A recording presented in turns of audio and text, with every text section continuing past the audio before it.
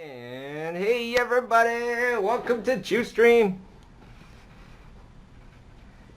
This is one of the most exciting times of the year because we're getting close to Comic-Con.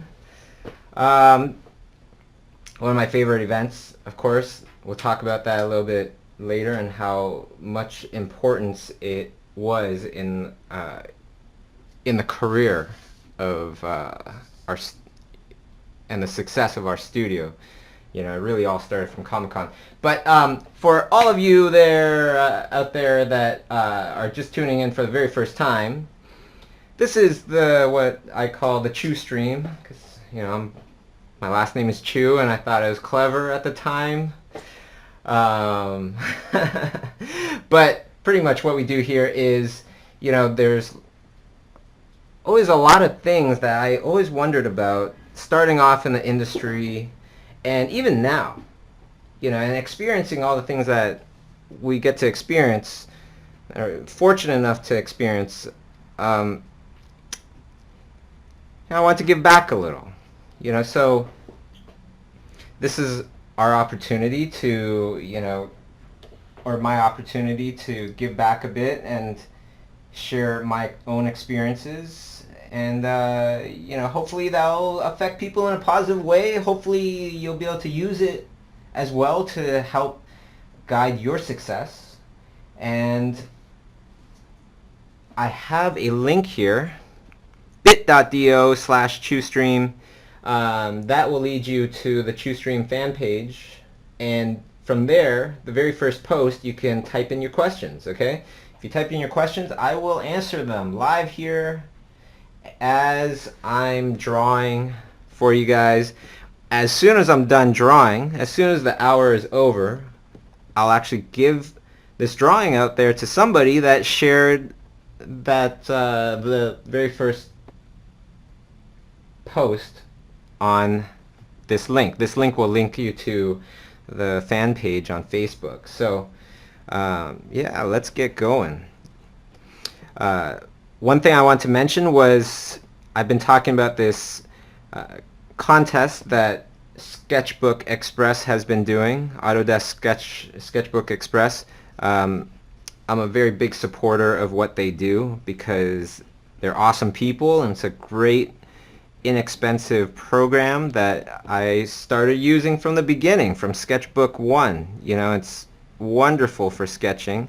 And so they have a free contest to join. I think age limit is 25. So there is an age limit. I'm not sure actually what the age limit is. It's in the 20s. But the main thing is that the winners, winners will get $2,000 worth of schoolism classes, which is fantastic. Somebody asked me the other day, let me just read this. Tom Pierce asked, "Hey Bobby, what advice can you give to people taking up drawing late in their lives to improve their skills quickly?" Now, I'm going to change that to pretty much, what advice can you give to people taking up drawing to improve their skills quickly? The best way to succeed is to learn from people that have succeeded, not people that only know the theories of success. You know what I mean? Like, there's wonderful teachers out there, and there's not so good teachers out there. Let's be real. The difference is that some teachers, they know how to succeed. They've succeeded already, and now they are sharing their, decades worth of experience to guide others to the same path that they went on. There's many ways to succeed in art, as we all know. And even if you have bad teachers, sometimes people will still succeed, which is awesome. But I think the best way to succeed, the most logical to me, is to learn from the people that already got there. They're already doing this stuff, or they already did it for many, many years. Not just like 5 years. 5 years doesn't talk about longevity. I'm talking like 10 years. something like that, or they're currently doing it right now, right at the top jobs. Those people will tell me things that are so invaluable, so current, so up to date, that it's like a turbo boost for your learning, a turbo boost for your education. If you're learning from teachers that perhaps never got there, you still might succeed. However, to me, it's not the most logical way to go for success. It's like, would you rather learn from a PGA, touring professional, or somebody that just teaches golf? The theories of golf, how to swing a club. Like, there's so many other things when you actually do them that aren't taught in schools from people that never did it. I have to give a shout out to the wonderful people at 3D Sense Media School in Singapore, because they really get it. Not only do they constantly invite talented, professionals to talk to their students, to turbo boost their education, to turbo boost their inspiration to succeed, but they also have, really good teachers like Art Germ. I don't know if you guys know Art Germ, but definitely look him up. Even his name is genius, Art Germ. His art spreads virally, right? And his work is just beyond outstanding. Now, I would have loved to learn from somebody like that when I was in college. My main source of education, I went to Sheridan College, great school, very nice people, and I love my old school. But to tell you the honest truth, where did I learn digital painting? It wasn't in college. Because back then nobody really knew how to do digital painting. None of the teachers taught digital painting back then. Right? I had to go out there and learn from professionals. I had to learn from professionals. Books are also a wonderful way to learn. A lot of the times, really great artists, they don't have time to teach full time. Instead, they write really great books. James Gurney. I know you guys know who James Gurney is. If you don't, definitely look him up. Very, very highly respected individual with some amazing knowledge and an amazing amazing ability to teach. Okay, so I see a whole bunch of awesome people in the chat, people that I've been very lucky to know.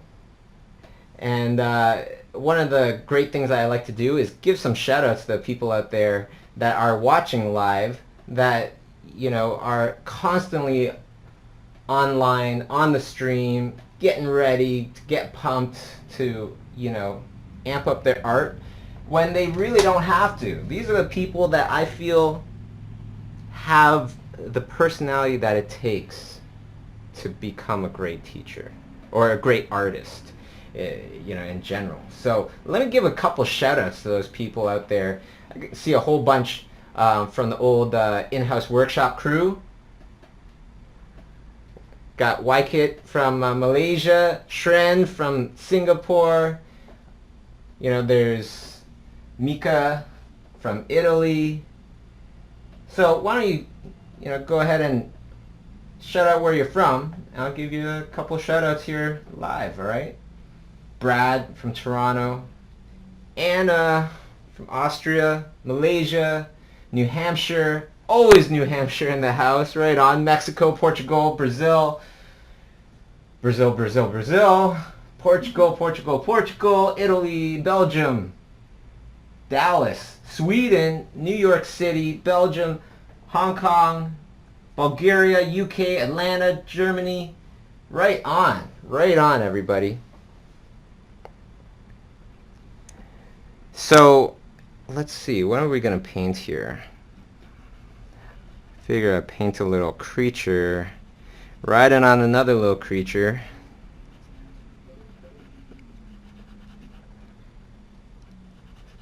Okay, and then let's go to some of these questions here. You know, actually, before we do that, I just want to tell you a little story. Okay? The last workshop that or the last stream that I was doing, I was talking about this thing called Taffy Market here in Toronto, done by some of my, organized by some of my good friends from back in the day, my old classmates. When I was going to school, they were organizing this wonderful festival in Toronto, all about animation, celebrating animation. I met a person there. I met a student there from a college I will not name. He asked me this very troubling question. He said, or actually he told me a statement. He told me that his teacher told him that I know you want to be a character designer, but you shouldn't. You shouldn't go after that goal because there's too many people out there that are much more experienced than you. That made me disgusted, honestly. That's the kind of teacher that's teaching a bunch of students every year. It's dangerous. When somebody doesn't believe that it's possible, it's not possible. When people believe that it is possible, then that's when the impossible becomes possible.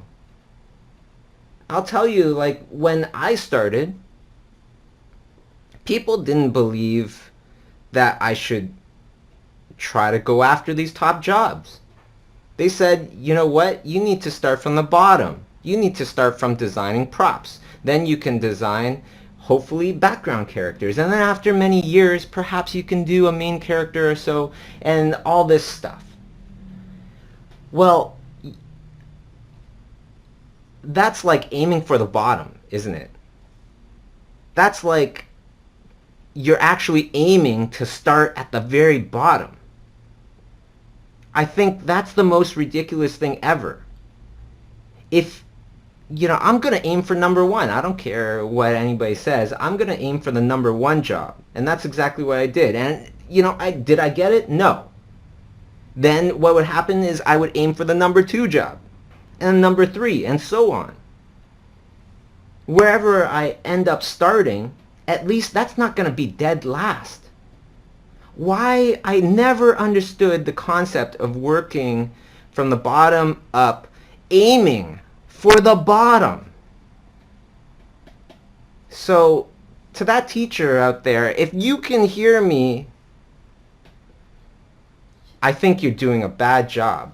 Honestly, I don't like to say negative things about people, which is why I'm not going to name the college. I'm not going to name the teacher.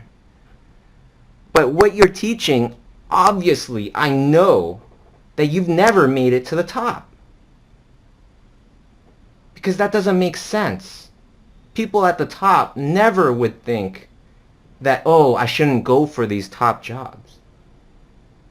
They would never encourage that kind of thought either. I think that comes from insecurity. I think that comes from past failures that person has had and that person never recovered from. Everybody goes through their failures. It's the ones that fail to keep going, to keep trying after they failed. Those are the ones that will never make it. Because half of success is just giving up a lot later, right? Or never giving up.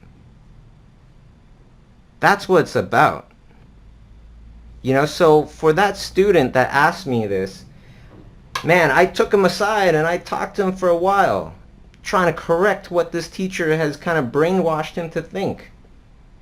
That he's not good enough and there's too many people that are much more experienced than him. Maybe there's people that are much more experienced. But that doesn't mean that they have a better chance than you. With every advantage or with every disadvantage, there's advantages in there somewhere. And sometimes the advantage is having a fresh look on things. Sometimes it's much better to hire a person with less experience than more experience. Because when they have less experience, they're more easily moldable, and they haven't been jaded or corrupted by the industry already, which doesn't happen to everybody. But I'm just saying it's a lot easier to kind of have people adopt the culture that you want, company culture that you want, when they're fresh. And for those people out there that might not have that much experience, that is part of your advantage. Another great advantage that you have, maybe you're too young and you think that everybody has way more experience, you look like a kid, whatever it is. I've gone through that. And what you have to realize is that, hey, you have a fresh look on things. You still remember how it is to be the target audience that that the project, that the film is geared towards. So you actually have a great advantage. What matters is how much knowledge you are absorbing. What matters is what kind of habits do you have that will lead you to success in the long run. If you have the habit of constantly being curious, constantly not being satisfied with being comfortable. Whenever I'm comfortable, I just check myself and I go, whoa, what's going on? Things are too cushy. That's life's trap a lot of times. To stay in the thick of things, to stay at the top, you have to constantly make yourself uncomfortable and get used to the challenges and the feeling of being uncomfortable and struggling. That's when the most growth happens. I was saying in my talk in Singapore, there's some plants out there that can't grow indoors because it's too comfortable. They need the wind. They need the heavy rain. They need all these things that nature provides to make things a little harder. And that makes them strong. That makes their foundation strong. The ones that I feel really sorry for are those people that are just, they're born with a silver spoon in their mouths and they get used to being comfortable. Of course, the ones that are, born in a very nice situation with a silver spoon in their mouths, that still don't stay comfortable. Wow, those ones are even scarier. Those people don't need negative things in their lives to push them, to get them out of the negative situations. Being motivated by negative circumstances is not as powerful as being motivated by positive circumstances, going towards things. Because once you're out of those negative circumstances, a lot of times we get lazy. And we're like, oh yeah, we don't need to struggle as much as before. But the people that have everything and find the struggle within themselves to push further, those are the scary ones. Those are the ones to look out for. Those are the ones to learn from. Because they have something that's internal. It's not because of the outside world. Right? When it comes from inside, then really nothing can stop you.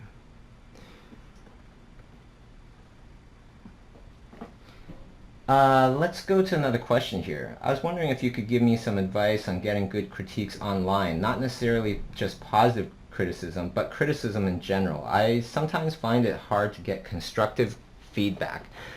This was a question that was asked in a previous Chiustream, but I don't think I answered it, so I just put it here. It's a great question, and I remember definitely when I was starting off, I had the same kind of issues. I just want some good criticism. I want to get better. I'm not looking for pats on the back. Well, to you, I say, if this is the situation for you, I'd say, it's all about planting seeds for the future. Don't just look to get things from people. Give things first. Give your opinion, give your criticism, give your encouragement to people online on a regular. Planting little seeds of friendship. Planting little seeds of relationships with these people. And they will be much more inclined to respond to you when you need it. If we're constantly just looking to get, you won't get. But when you're constantly looking to give, then you will receive. Kind of like yin and yang. If you give, the world must give you back to put things back in balance.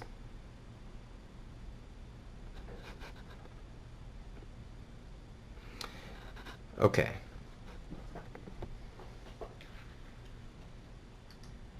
Let me just refresh my page here. So if you do want a chance to win this drawing here, all you have to do is go to the link here and share the first post. Okay, I'm going to choose somebody at random at the very end to give this drawing to. I'll mail it out anywhere in the world. As long as you have a mailing address, I'll send it to you. Okay, so Kimberly asks, how do you get your creativity flowing when you're looking for new ideas?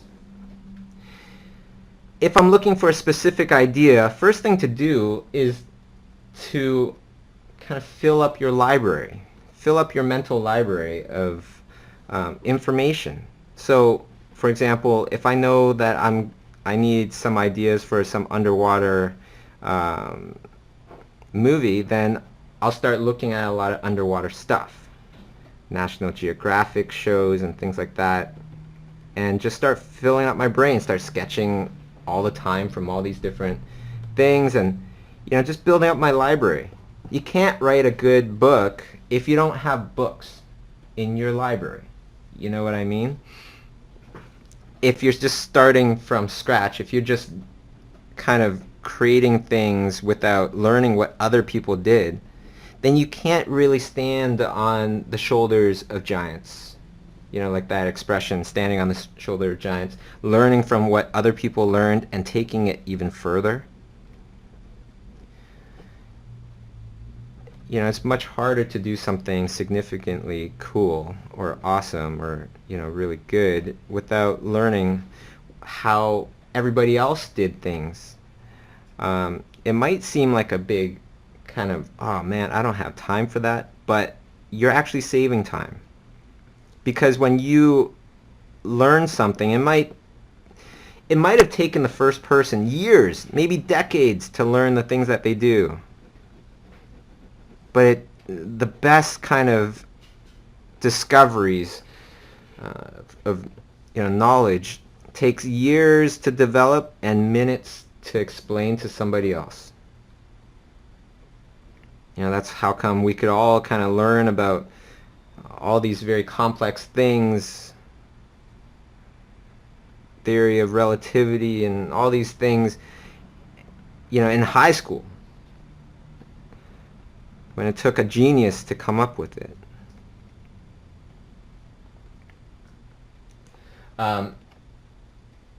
Creativity, a lot of times it just takes filling up your brain with a lot of different things, a lot of different knowledge. And then with that knowledge you have options, right? Now, if you still have trouble, start drawing what you're used to drawing. Start drawing what is comfortable to you, just to get the juices flowing. And you'll find that it becomes a lot easier to think up new stuff when you already get started. You're already starting to starting to draw or paint.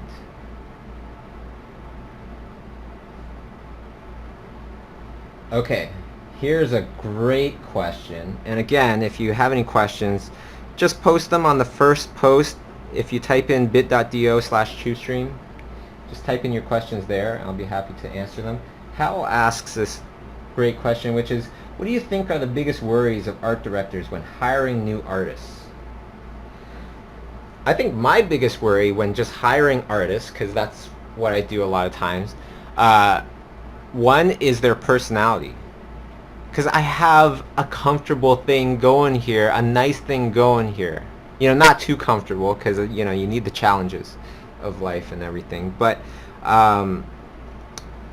the way that I have my life kind of situated, where I have my own studio and all these things, and I'm working with great people and all these people I genuinely like, I don't want to mess that up by hiring somebody that I just don't like.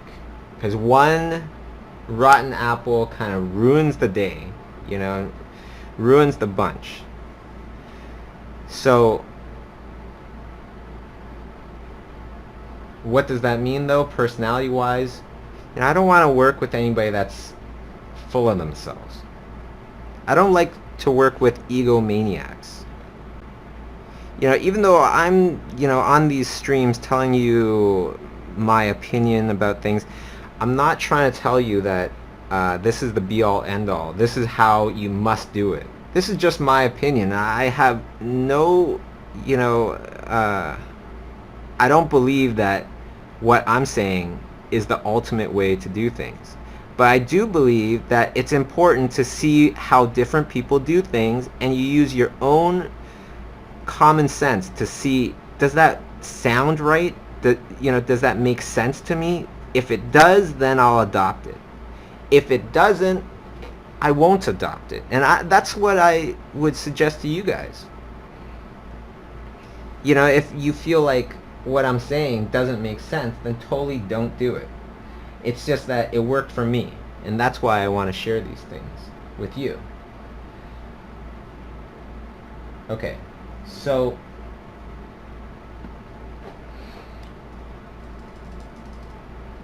what else do we want to talk about here? So Comic-Con. Comic-Con's happening July 23rd to the 27th in San Diego. It is gigantic. A lot of people, you know, make their whole careers, start off their whole careers by going to Comic-Con. And that's exactly what we did with Imaginism Studios. You know, I live in Toronto, Canada. I don't live in California, so how to get those great jobs, right? How to get those, be on those really nice projects. Well, for us, it was all about Comic-Con. I had this theory that great artists don't have that much time to post stuff, right? Great artists don't have that much time to do their own art, because most of the art, it's all confidential. Even right now, you know, I try to post as much as I can, but I have way more stuff than what I'm showing you guys, because the film that I'm on, I've been on it for a year. I can't show you those things until the movie comes out, until the artwork is released a lot of times. So I can't post as many things, right? So that was the idea. And I was thinking, well, we're starting off at that time. This is like a bunch of years ago when we were just starting our studio. But, you know, we're just starting off, so we have lots of time because we don't have that many jobs. And we will put, you know, so much artwork out there, Kay and I'm talking about, that it will feel like we've been around for a much longer time, which also helps art directors, because it helps when art directors feel like, you know what, this person has experience. Now if you're new, the best way to show that you have experience is to do a lot of stuff. To not just show that you can do one great piece. To give the feeling that you exude great ideas. They just ooze out of your pores, and you can just keep making them, right? And that's just through doing a lot and a lot of stuff. So the other idea that we had was that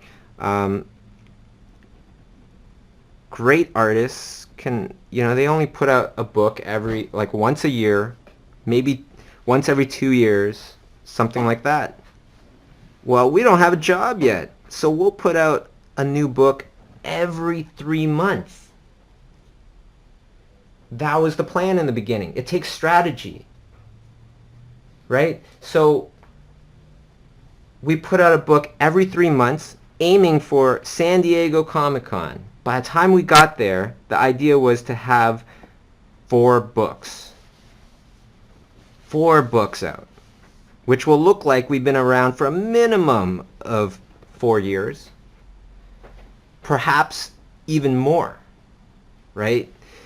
72-page books we made. And by the time we got to Comic-Con, we had 4 books of art that most people never saw. Now, when the first person came along that was really interested in our work, interested in our studio, there's a woman that came by pushing her baby in a stroller, saw our work. She seemed very, low-key. She just seemed like just normal, person, set Comic-Con, looking at stuff, bringing her baby along. She saw all the things that we had, all the art that we had, and asked, what is all this stuff? How come I've never heard of you guys before? And instead of saying that we're new, we just said, oh, that's because we're from Canada. And then she was like, oh, okay. Well, do you do stuff for other studios? And we're like, yes, we absolutely. Can I give you my card? Yeah, sure, of course. Gave us her card, and it was creative director, Universal Studios, Universal City, on Universal Street, number 1. Mind blown, And then the next person came along, DreamWorks came along, Disney came along. Everybody started to be very interested in what we're doing because we didn't do it half-heartedly. We didn't just go, oh, well, let's just try Comic-Con. We strategized, which is huge to separate, one group of artists from the other. The ones that will actually take the time to really strategize and not just go, I'm just going to try. Trying will only get you halfway, and then you'll have a bad experience, and you'll feel like, oh, freelance is hard. Being an artist is difficult. But if you take the time to really strategize and to put your full force, 110% into it, then you'll see that you're going to have a wonderful experience. Right? You're going to have a wonderful experience, and you're going to say, yeah, being an artist is totally doable. You just have to give it your all. And that's totally, exactly what happened to us. So if you're thinking about, doing the Comic-Con thing, just make sure that you put some strategy behind it to make sure that you get the best result possible. Because that first time, having a great experience will change the whole trajectory of your career. Anyhow,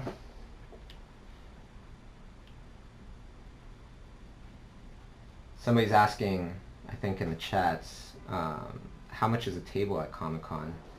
I believe our table is around $800. I forget.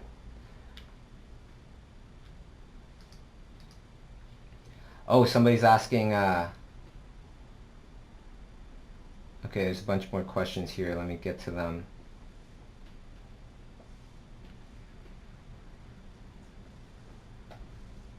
Is it okay to have my portfolio on Flickr and not in my own web page? Totally. Sure. As long as you have something online that people can kind of go back to and find your contact, find more stuff about you, then it's totally fine. Anders asks, do you have any tips on getting perspective on your own work? I often find it difficult to see problem areas and implement big changes on an ongoing piece without being told what to do from the client or someone else.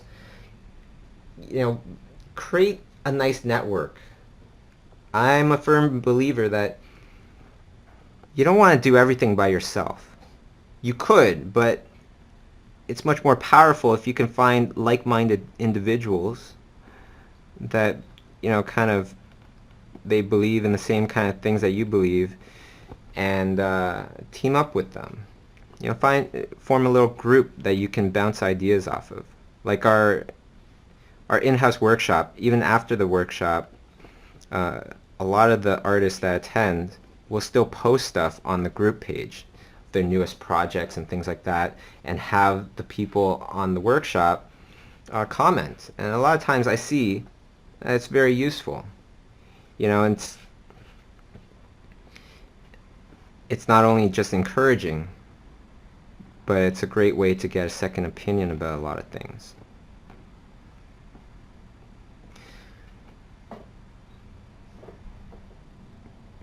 Kelsey asks, you said in one of your streams you're planning on coming to Berlin, Germany. Are you still planning to? Yes, yes, Kelsey. We are planning on going, let me see here, it's going to be my first time in Germany. It's going to be awesome. Berlin is scheduled for October 18th, 19th. Get ready. We're coming. And Daniel Arriaga has actually signed on to come to Berlin to do a workshop. If you don't know who he is, you definitely know his art. If you've ever seen Toy Story 3, things like that. He's a character designer. He created the bad guy teddy bear. He designed that for Toy Story 3 as well as many other things. All sorts of films he worked on. So he's going to be sharing his knowledge about doing top level character design. We're going to have Luis Gonzalez, one of my favorite people in the whole world. Wonderful soul, amazing artist, an amazing teacher, also a Pixar artist. He's a story artist at Pixar. He's going to be in Berlin. And we're set to have Chris Pern, director, coming to Berlin to do a talk. So that's going to be awesome. I can't wait. Part of the best things about conducting workshops is that I get to sit in on the workshops. So really looking forward to that.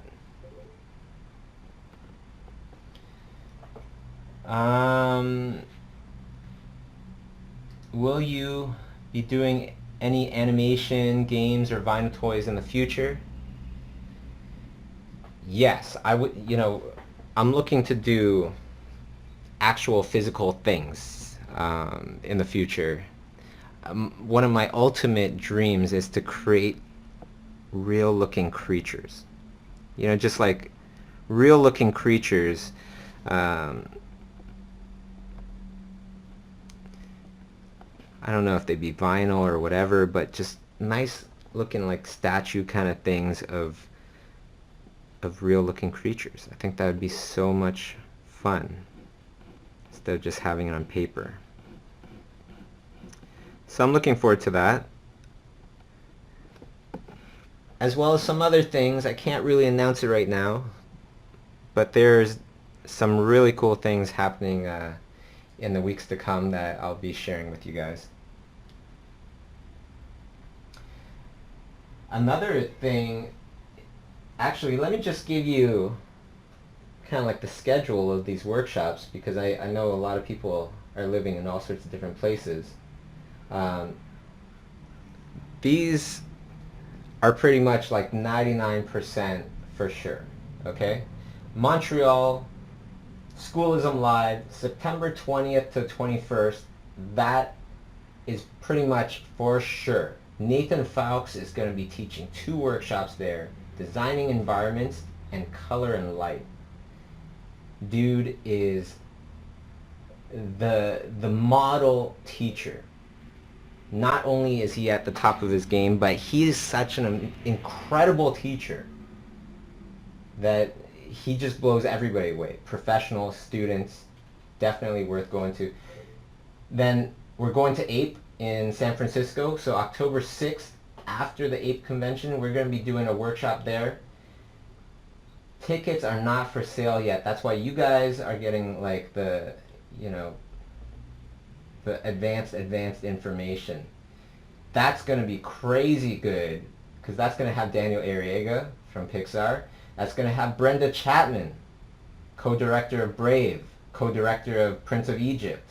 It's going to have Dice Tsutsumi, art director at Pixar. Robert Kondo, art director at Pixar. That's going to be an all-star lineup for San Francisco, a one-day only event. Then we're going to London in October 11th to 12th. Daniel Arriaga, Luis Gonzalez, Chris Pern. Then it's Berlin. Then it's October 18th, 19th. November 8th, 9th, Florianopolis, Brazil. And that's just a few of what's coming up. It's going to be a great year.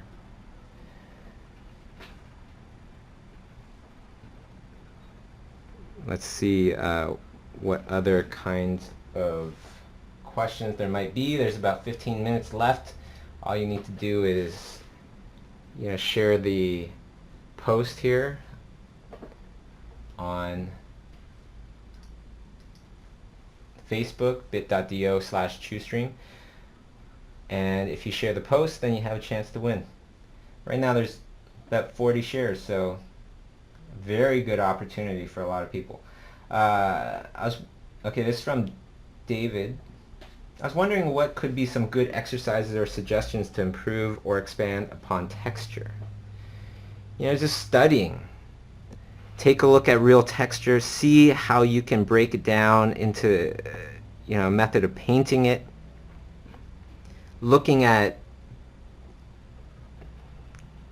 really studying the intricacies of texture. Try to find how other people painted texture as well. You know, 2 or 3 different ways of painting the same texture. It's all about finding out as many options as you can. If you want to have a very unique style and have it be a style that's based off of very strong fundamentals, find out how other people have done it in the past. Not just one, but many of them. If you just kind of just study one, then it won't take you as far, right? Because then you just kind of copy what they do. But if you study many different ways, then the result of that will be like a mix mash of everybody's ways as well as your own kind of methods, and then you'll have a much stronger foundation. If you just try to do it by yourself, well, it might be original, but might not have as much of a foundation because it's not based off of just tons and tons of years of knowledge from all these different people. That's exactly what you get when you study other people. You get to benefit off of their, you know, super long experience and, you know, developing whatever it is that they developed over many, many years.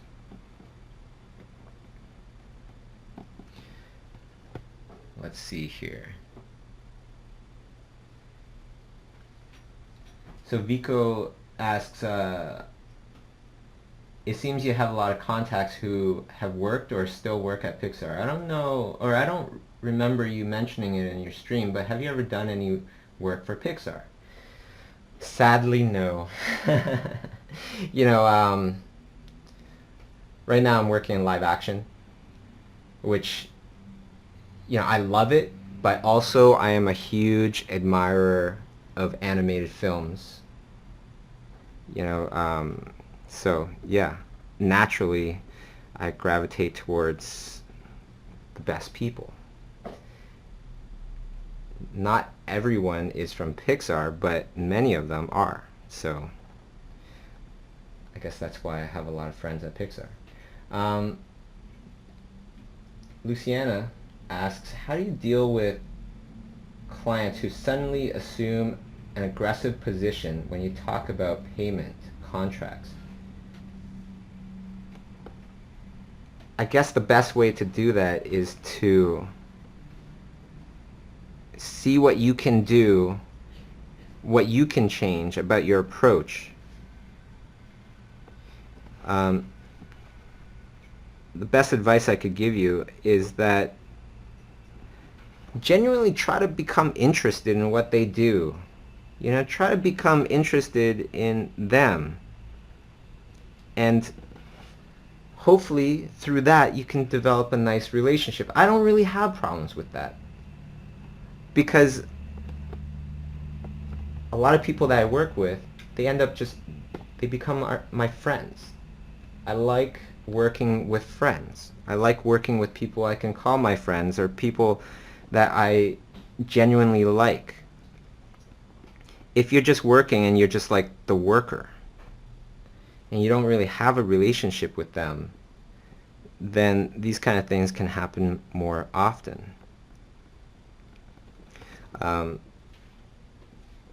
kind of believe that there's always a way to kind of explain things or whatever to people, so that you don't have to go through this. Some people are just kind of jerks, right? I remember one time for this workshop that I was doing for somebody else. That's why I do my own workshops now.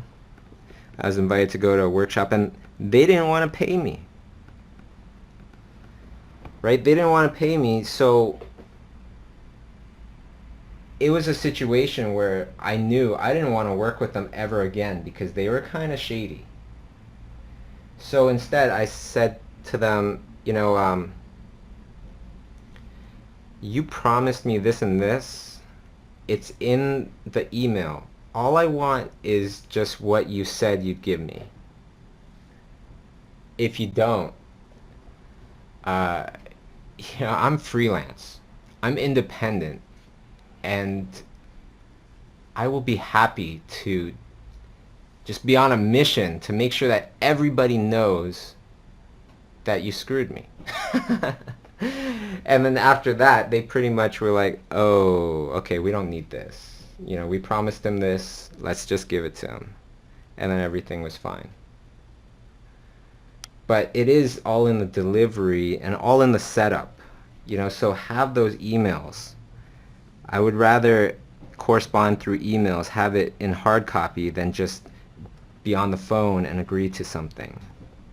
That's kind of setting yourself up for trouble, I think. Okay. Let's see what kind of creature we're going to make this rider here. I'll just kind of just draw it subconsciously, I think. Let's go to another question here. Mario asks, how did the Instagram coloring challenge go? Thanks for asking. A few days ago I just posted an image and I was like saying, paint the sketch and my favorite will get the sketch. I'm going to announce that right after this. I just have to look at all the entries. I'm going to announce it in approximately an hour after our little stream here. But yeah, it's going great. I was actually thinking, how can we kind of incorporate this into these streams so that everybody can have something to paint, have something to do. So perhaps we can do that in the next stream next week. Okay. But yeah, it's going great. And if you wanted to kind of if you didn't know that I have Instagram, you can follow me at Digital Bobbert. That's my username on Instagram. Okay. So actually this sketch is turning out pretty good. Well, I like it anyways. So some lucky person out there is going to get this little sketch in the mail. Okay, let's go to another question here. So Maggie Shaggy, right on, nice name, asks, I study animation, but my university is terrible. We have like 90 minutes of animation per week. I don't learn anything there. What would you do in my situation? Should I continue just for the diploma, or should I quit and put my efforts in online courses and learning by myself? Is the diploma that important to get work after all? Okay, so number one thing, should you quit? I don't know, because I don't know your school, okay? But let's put things into perspective. Think about how much money you're going to spend on school.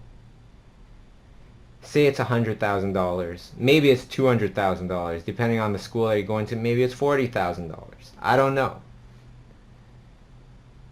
But take that number and think about what else can you invest in with that money. School is, the money that you put into school is investing in your future, right? So just like anything else, you want to kind of weigh out your options and see, is that the most, effective, the best way to spend my money? Sometimes it is, sometimes it isn't. Why? Let's play both sides here, because there's always both sides. One thing that I like about school is the network that you build. Network is important. Having a network of artists, professionals that are in the same field as you is very important and can really, really help, especially in the beginning of your career. It's not absolutely necessary. There's always people out there that never went to college or whatever and did fine. I was just saying that some of my old classmates are now doing really cool things, like the Taffy festival that they had in Toronto. I saw my old classmates organizing that. So network is good. And I liked my time at school. But if I have to spend, say, like $100,000, $200,000 towards my education, if I have the discipline that I have now, I wouldn't go to school. Because the first thing I would do is buy some nice equipment, buy some nice books, buy some nice classes, search for the people I truly want to learn from. I think one of the saddest things about education nowadays is not every school, okay, but most schools, you sign up for their class, things like that, you don't know who the teacher is. You don't know what they've done. But isn't that the most important thing when it comes to learning, is the person that's teaching you? If you have like that teacher that I was telling you about that was encouraging the person's students to not go after their dreams and telling them that it's too difficult, would I want to spend $200,000 to learn from a person like that? Heck no. I think that's like the worst investment ever. To invest in a person that's going to tell you to aim lower than your dreams, to compromise your dreams for something more quote-unquote doable. That's sad.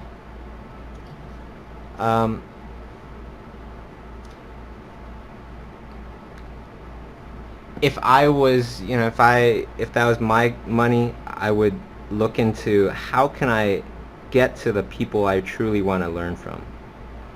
And that is the whole entire idea behind schoolism, because I started schoolism not because to teach online, but to learn from others and have them teach online, and then honestly so I could look at their classes, so I can absorb their knowledge, which has been amazing, for me and for many people, because it gives them an opportunity to learn from these people as well, right? So it's a win-win situation. But I've interviewed many very successful artists, and many of them I knew long beforehand, and that I can call my friends.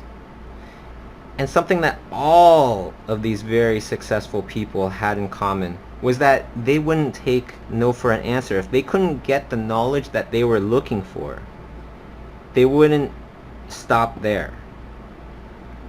They wouldn't just stop there just because their school wasn't giving it to them. They would keep searching for it. Even if it didn't exist, they would invent it. They would discover it somehow. They just didn't stop. So don't stop until you find that knowledge. If you are on a mission like that, a mission for knowledge, you will find it. Especially nowadays, because it's so much easier now because you have the internet. The great thing about schoolism is that you're learning from professionals that are not just doing it. They are famous for what they're teaching. They're known for what they do. Like Luis Gonzalez, I was talking about Luis Gonzalez from Pixar. He didn't go to college. He was self-taught. Got an internship at Warner Brothers Animation back in the day. And that's how he met Brad Bird and got to work on The Iron Giant. And that's how he ended up being at Pixar, working on The Incredibles, working on all sorts of things. You gotta search out that knowledge, whether it's given to you or not, spoon-fed to you or not. And then the next part to this is that, do you really need a diploma? Is the diploma that important to get work? I think the only benefit to diploma, and you guys can correct me if I'm wrong, but the only thing that I know that is a benefit to having a diploma is when you're looking for a work visa. When you're from out of country and you want to work, in some other country, a lot of times the diploma is important because that's what the government will recognize. Is it absolutely necessary? I don't think so. I've never been asked for my diploma. I don't even know where my diploma is, to tell you the honest truth. I probably threw it out, last time I moved. But it doesn't matter to me. That kind of stuff, it's, for me, it's not important. For others, perhaps it might be. And that's fine. But for me, I could care less. It's just a piece of paper. How do you show somebody that you can draw? How do you show somebody that you can animate? How do you show somebody you can paint? It's not from a piece of paper, it's, a diploma. It's from a piece of paper with a drawing on it. It's much easier to show somebody that you can paint by showing them some paintings.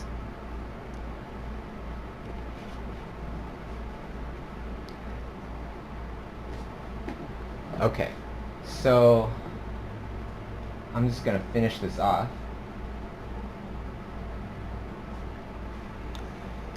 But let's see if there's any other questions here.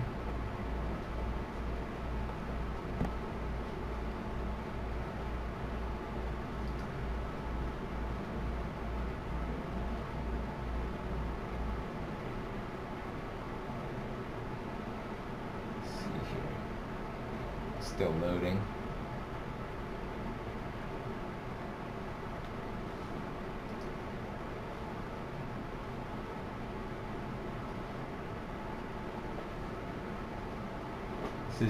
Zindi asks, I work a full-time 9 to 5 job at a game company. It's not exactly what I wanted to do, but it's still a very decent art job.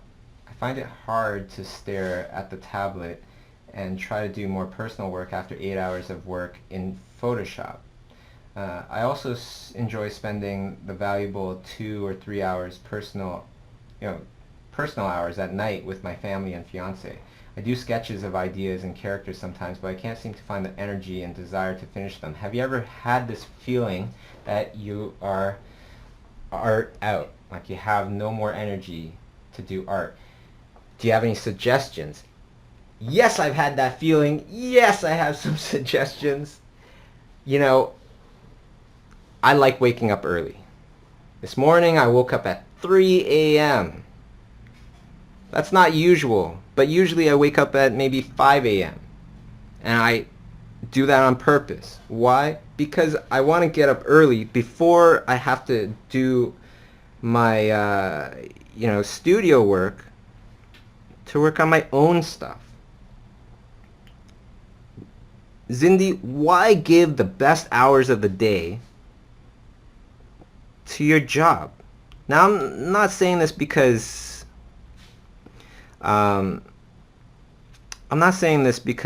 oh, we shouldn't give the best hours of the day to our job, but I'm saying this because if you give the best hours of your day to yourself, then that'll actually make a better result in the stuff that you do for your job.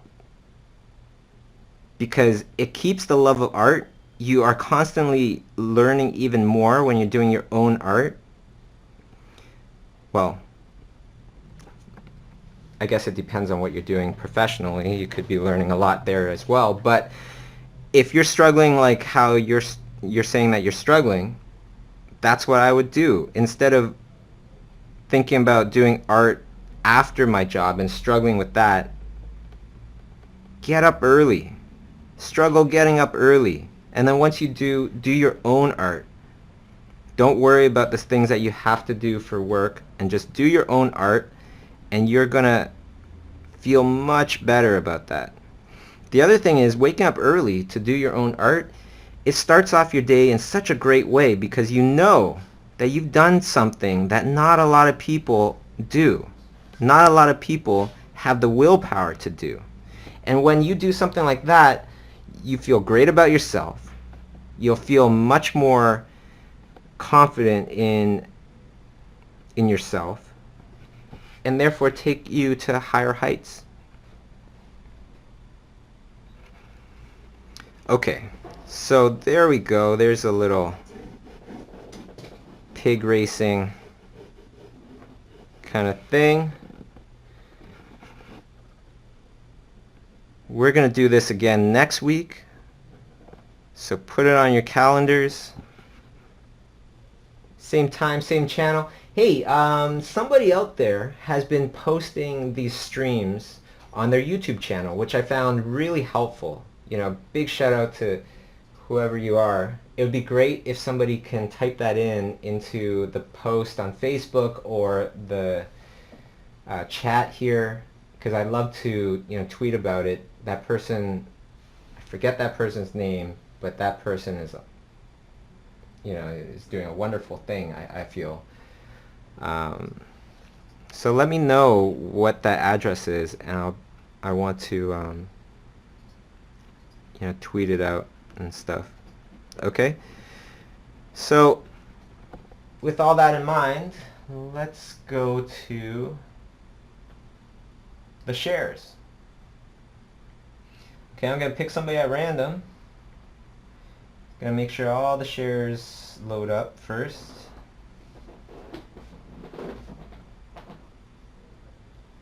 Okay, scroll. Mika Madden. I know who this is. So, Mika Madden, you just won this drawing. I couldn't be happier to be sending it to you, because I know you and you're an awesome person, wonderful artist, and there you go. So you're gonna get the sketch today. Actually, Mika's one of our former in-house workshop students, so spent a lot of great time with her. And there you go, Mika! Mara? Mika, Mara, I don't know which one you prefer, but there you go. Okay, so thank you everybody that tuned in. Keep going, keep believing. Don't let people tell you what you can or cannot do. Because for everybody that tells you that, there's always an example out there, somebody that didn't listen and still did exactly what those people said that was not possible. Just like when I was starting off, the whole entire idea of working remotely online, that was a crazy idea to a lot of people. Now that we hear this, we think that that's just insane, right? So if you believe in something, keep at it. Keep at it, and if you want to be an artist, if you don't have that exposure yet, the key to everything is just to keep learning. Because once you get good enough at something like art, a certain aspect of art or whatever, the world will have no choice but to notice you at some point or another. And if it's later on, then the world will notice you even more. Okay, so stay strong. See you guys next week. Thanks for tuning in. It's Bobby Chiu signing off. Take care, everybody. Sending positive vibes to you all. Have a great Thursday.